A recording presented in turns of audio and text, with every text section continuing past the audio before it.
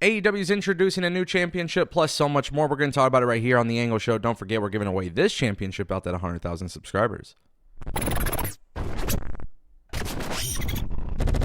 Alrighty, everybody, welcome back to TAS. I want to kick things off with Will Ospreay. We know he has re-signed with AEW. Well, I shouldn't say re-signed, but he is signed to AEW. It was revealed at Full Gear.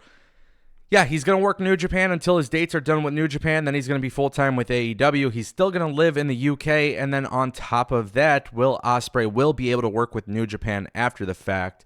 I have some very interesting thoughts about Full Gear. I want to share them very quickly because at the end, it does tie into Will Ospreay. I finally watched AEW Full Gear, and it was good. I didn't like some of the booking decisions, and I liked a few booking decisions. Julia Hart becoming champion was nice. OC retaining was an excellent choice. I'm also not going to say Jay White is buried because he is not, but I am scratching my head with the choice of him having such a battle with a guy who is injured, obviously in reference to MJF. Overall, it's what I've been saying for a while. AEW pay-per-views are fun. I think TV still needs some work. Hoping this pay-per-view leads to some good TV because the world title picture is not necessarily something I'm excited about at the moment.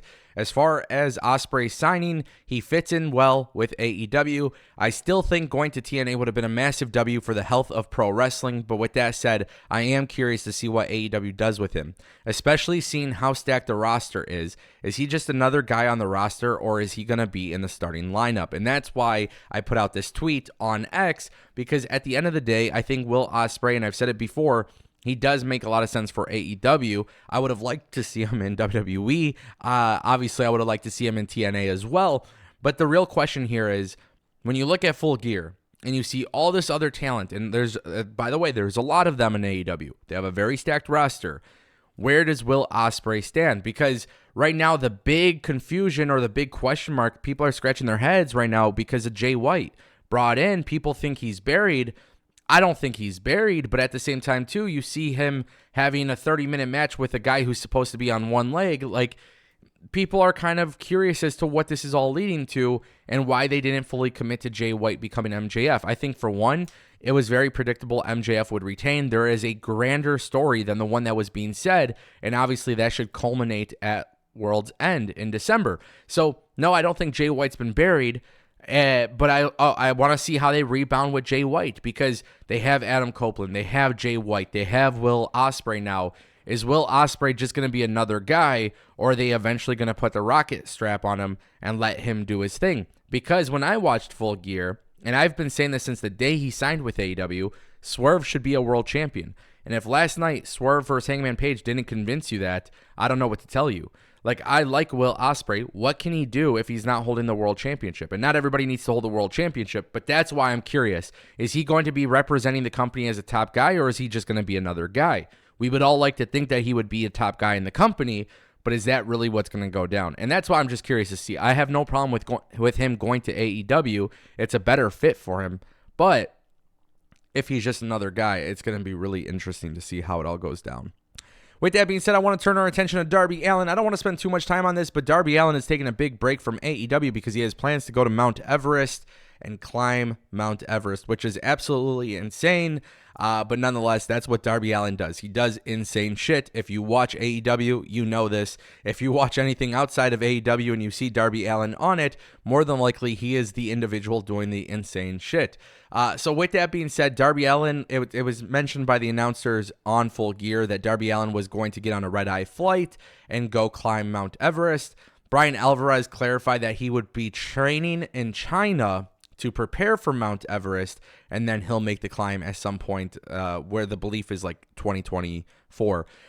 With that being said, when it comes to Darby Allin, listen, I understand it's a business risk. Him doing all this stuff, Nitro Circus, climbing Mount Everest, those are very, very, very, very, very risky things that could have a great impact on AEW. With that being said, that's what Darby Allin likes to do. And obviously, AEW is a company that allows their talent to do the things that they enjoy. So when it comes to Darby Allin, the only thing I could really say is I just hope he goes about it and does it safely, and then he could come back to AEW. With that being said, it's never a bad thing when guys are taking time off. I know some people like to think that it is a bad thing, but when you have stacked rosters like you have currently in wrestling with WWE and AEW, when guys take time off, it allows the roster to circulate for TV time. So if Darby Allin's missing TV time, it's the perfect opportunity to allow a guy like Will Ospreay to have a major story on television. Does that make sense? Hopefully it does. Nonetheless, we're going to keep it moving. WWE, Los Lotharios, the Latin Wolves. Yes, Angel Garza and Humberto Carrillo. They're expected a massive push. This is awesome stuff. WWE is planning a very, very big storyline right now. The wheels are already in motion with Santos Escobar, Carlito, LWO. And right now, what's actually really insane is Meltzer has come out and basically said that Garza and Carrillo are one of the big ideas that have been pitched is for them to join Santos Escobar. There's also this belief that Dragon Lee is going to get involved in the program. We've talked about that last week. But if you got Dragon Lee and these guys getting involved, put it this way, WWE is just going to have some banging ass matches to go along a very good story. Santos Escobar is naturally better at being a heel. He has absolutely killed it with his promo on Friday. The heat magnet was there. And on top of that, you bring in these two guys from NXT who never really got a fair shot on the main roster to begin with. You bring them in. They're going to fit the swagger.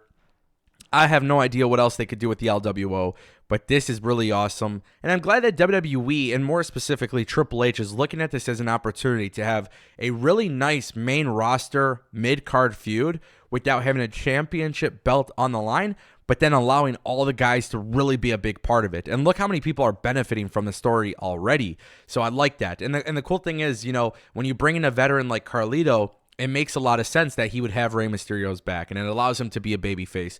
But it also allows Santos Escobar to get over as a heel. And you got to remember, a lot of these guys are from NXT trying to get over on the main roster. I think it's a really good strategy, and I love the fact that WWE is doing it. And then our final story of today's video, guys, I do want to talk a little bit about AEW's new championship belt. Tony Khan revealed the AEW Continental Championship. They are doing the Continental Classic. What's really interesting and yet kind of confusing, but it's not necessarily confusing at all, is that they're basically doing like a Triple Crown Championship. So if you win the Continental Classic, you could become the AEW Continental Champion. With that being said, you can also potentially become the ROH World Champion or the New Japan Strong Open Weight Champion, because what's happening here is Eddie Kingston is going to be in this tournament defending the NJPW Strong Open Weight Championship and the ROH World Championship belt. I have zero idea how this is going to play out. This is a very, very old school idea, and I like it. The idea of all three titles being on the line at the end of the tournament, that gives the Continental Classic a purpose, right? Me, Ango, somebody on this channel who has talked about how, you know, it could be really, really frustrating when there's constant tournaments and there's not really a purpose for them. This is a purpose. This is AEW taking inspiration from the G1 Climax and so much more, and they incorporate it into their product. And the good news is, with a situation like this, you can really do something special here. This tournament needs to include some of the top guys in your promotions, which also means, because NJPW is also involved here, I would like to see a couple NJPW talent. We know Bryan Danielson's in there.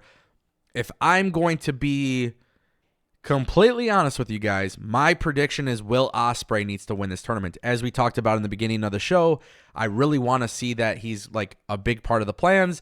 This could be just as good as being a world champion. And the cool thing is it allows him to be on ROH, AEW, and New Japan Pro Wrestling. It literally just makes so much sense. I want to know what you guys think in the comment section down below. Don't forget I'm giving away this championship belt at 100,000 subscribers.